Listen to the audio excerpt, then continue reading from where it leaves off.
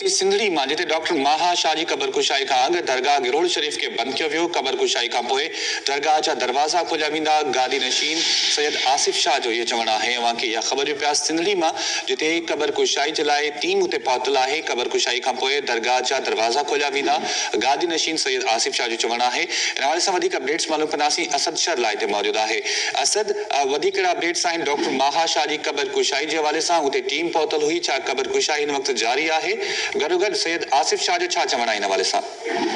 जी हाँ, मां तव्हांखे ॿुधाईंदो हलां त इहो गुज़िरियल 2 महीना अॻु में डॉक्टर माहा अली शाह जंहिं कराची डिफेंस फेस 4 में जेका मुबीना तौर पिस्टल सां जेका ख़ुदकुशी कई, उनजी जेको आहे क्राइम सीन ऐं जांच रिपोर्ट ऐं मेडिकल रिपोर्ट में तज़ाद खां पोइ अॼु उनजो पहिरियों दफ़ो जेको आहे सो क़बर करे पोस्टमार्टम कयो पियो वञे।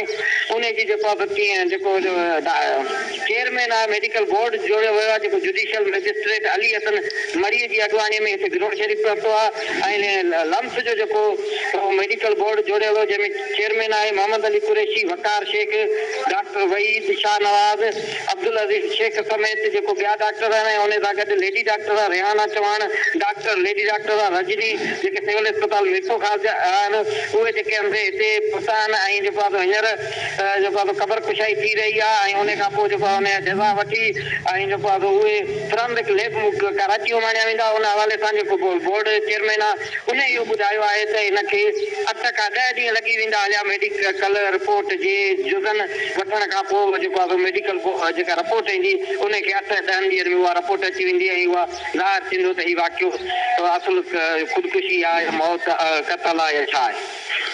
वॾी महिरबानी असद शर अपडेट करण जे लाइ। सिंधड़ी मां अव्हांखे अपडेट कयो पिया डॉक्टर माहा शाह जी क़बर खां अॻु दरगाह गिरोड़ शरीफ़ खे बंदि कयो वियो आहे। हिन वक़्तु मेडिकल टीम जेका आहे उहा उते मौजूदु आहे।